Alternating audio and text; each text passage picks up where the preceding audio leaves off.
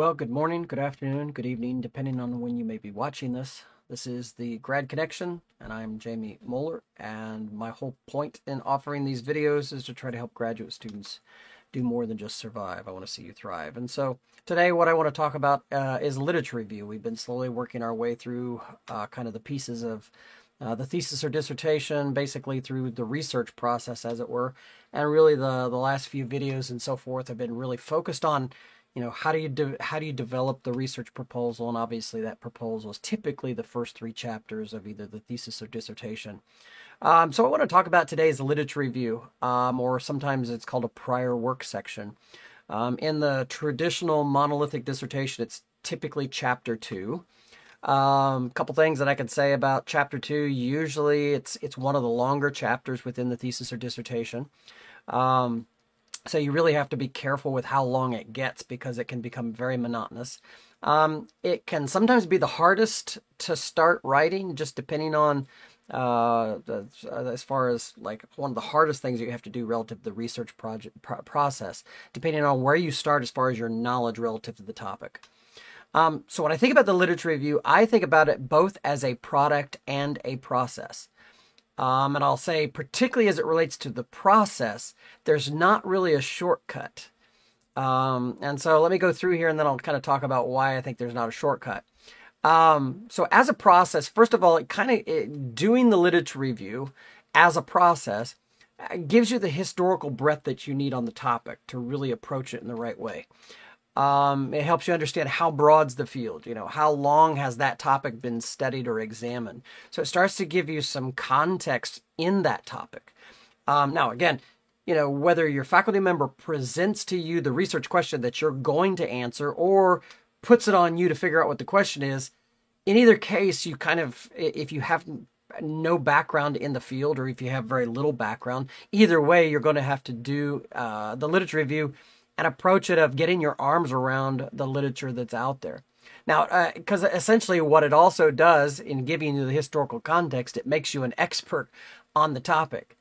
And, I say there's no shortcut to this. Well, that's exactly what I mean is when you're getting your arms around the literature in a particular field, and obviously your major professor can help you by giving you kind of maybe a biography or a bibliography of the most relevant relevant articles and stuff. You still have to consume all that. You still have to, read it all. And particularly if you're a non-native English speaker, this could be incredibly challenging. It's hard for me to even perceive because I don't speak any other languages. It's hard for me to think what it would be like. And so, my view is that, I think people that are researching or doing research, doing studies in a language that's not their native language, I think there's a lot of courage there, lots of bravery, because you're fighting against not just the content, but also the language itself, I think. So historical perspective, that's number one as a process. Number two, as a researcher, it allows you to figure out what questions have been asked already and what things have been answered already. So it also allows you to figure out the things that might be controversial relative to that topic or in the field. So like where there's disagreement amongst researchers, and almost always this exists. And then lastly, it also, by doing those two things, it helps you figure out where the gaps are in the literature and what questions really need answering. Now, again, if your major professor says, okay, here's the question you're going to answer in your thesis or dissertation, that figuring out the gap is already given to you. But again, it's still, even if you're given the question, you kind of have to go through this process. And then lastly, sometimes it'll, depending on what kind of research you're doing, it may allow you to kind of get a sense for studies that need to be replicated. Now, I'll be honest and say a lot of times theses and dissertations, you're not doing replications, you're doing original works. But nevertheless, I'll just say that. But I do also want to say that getting your arms around what's been asked, what's been answered, what's controversial, and where the gaps are, as well as basically finding studies that need replication, to me, those two things are absolutely critical for forming really good research questions. And so even if your faculty member gives you the research question that you're going to answer in your thesis or dissertation, the literature review process can actually help you form that question a lot better, refine it, and certainly help you with the scope and significance sections, that's for sure. So in my view, the literature review is a process, and I say there's no shortcut. A lot of times people are like, is there any way, instead of having to trudge through hundreds of articles, is there any way to make this go quicker? Not really. There's not really a shortcut to learning, because that's really what you're doing is you're getting your arms around all of that literature. So that's it as a process. Now, as a product, obviously the product that comes out here is chapter 2. That is your literature review. But what does the literature review do? Well, first of all, in my mind, it creates the legal case for why you're asking the question.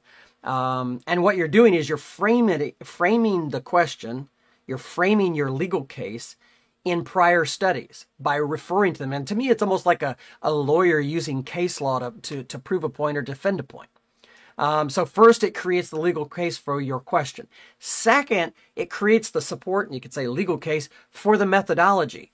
So the literature review is usually going to touch on both things. On one hand, it's going to be answering or providing a legal case for the question, but it's also going to be providing a legal case for how you're approaching the research, what methodology you're using, what size is your sample, who you're sampling, what research tools are you using, what apparatus are you using, all those kinds of details, right? And so you provide a literature review relative to that method.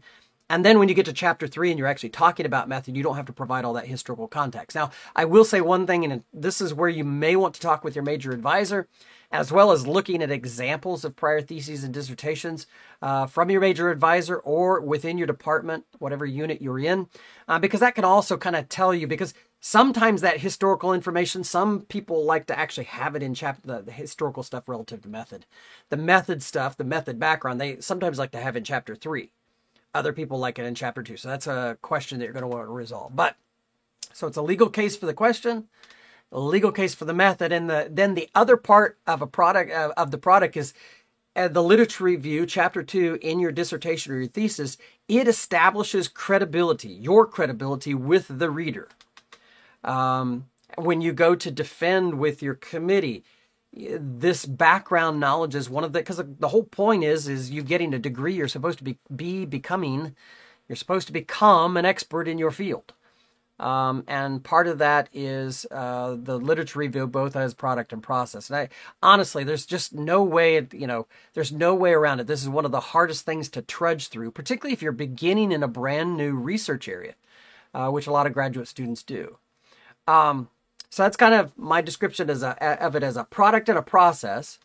Let me also say a couple other points that I want to put out there. First of all, the literature review is not intended to be the proverbial encyclopedia on your topic. In other words, I would encourage you not to try to make chapter 2 absolutely everything that you could find in the research. Now, I will say when I did my dissertation, because I was already a faculty member, which is an odd situation to begin with, but as I worked on my dissertation, I knew I ended up wanting to teach a course in my topic. So I actually took my chapter 2 and kind of made it an encyclopedia.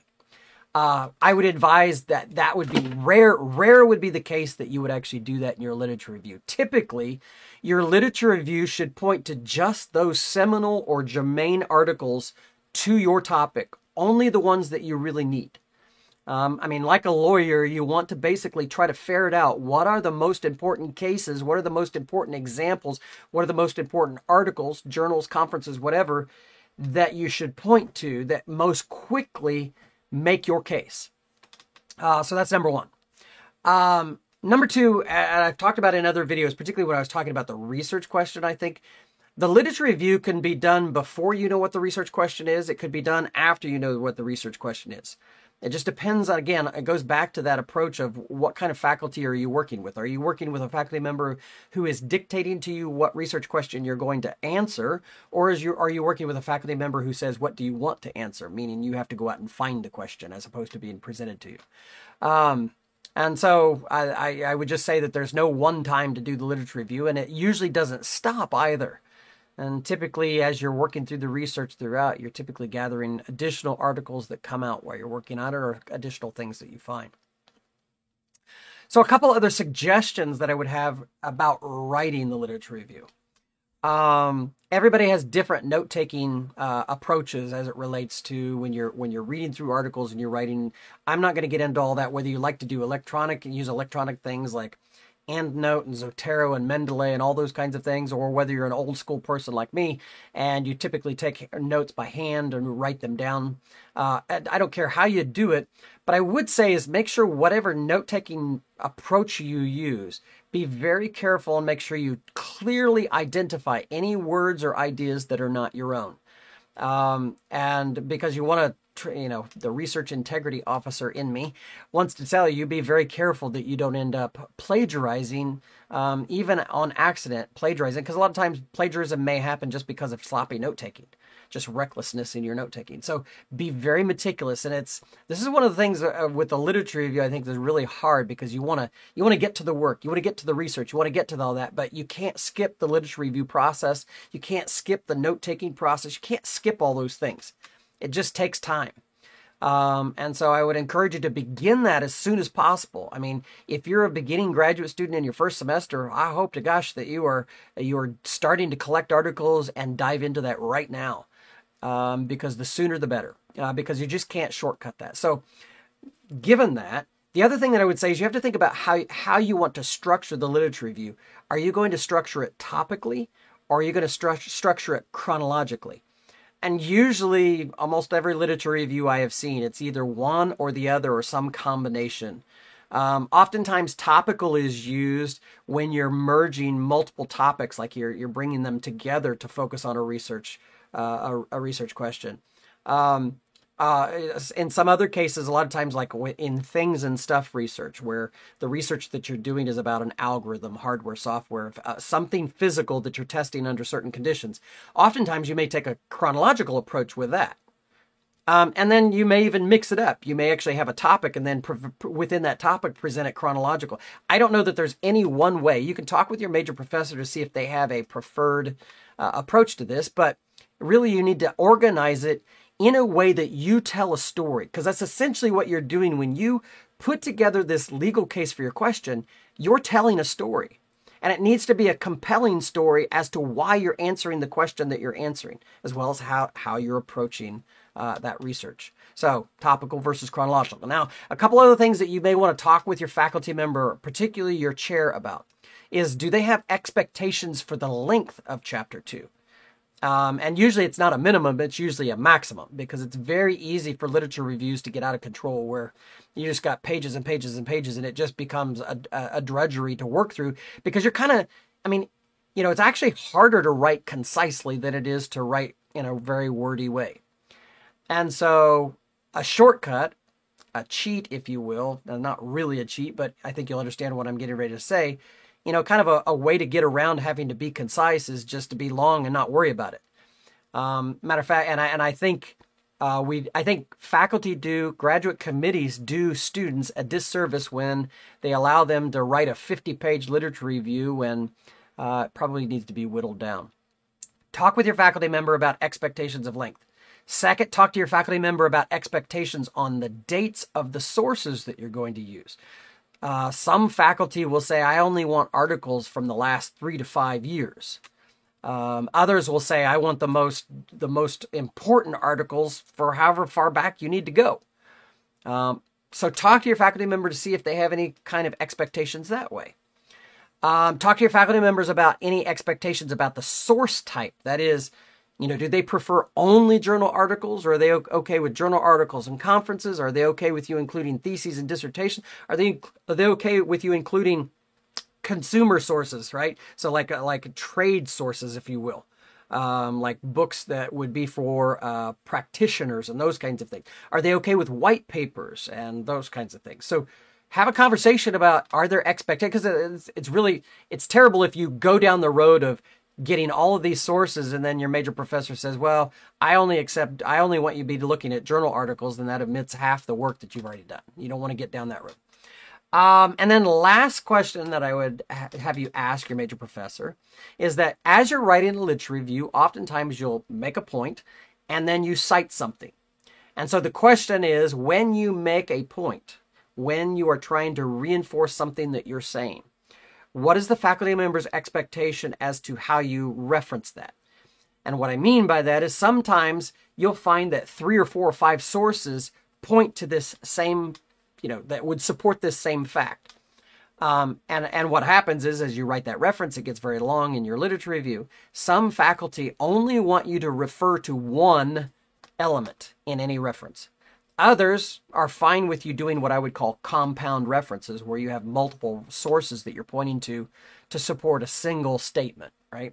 So get a sense for that. And I guess as I'm talking about it, and I haven't said it in any of these other videos, I would encourage you to also have the conversation, make sure you understand that you're writing in the right format. That is like APA or MLA or Chicago or IEEE or American Medical Association, whatever.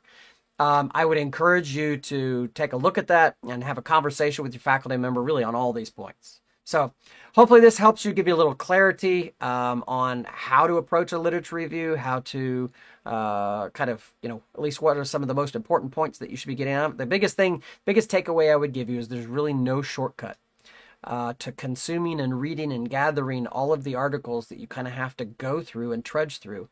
And there's nothing more frustrating than to trudge through an article and basically it be worthless.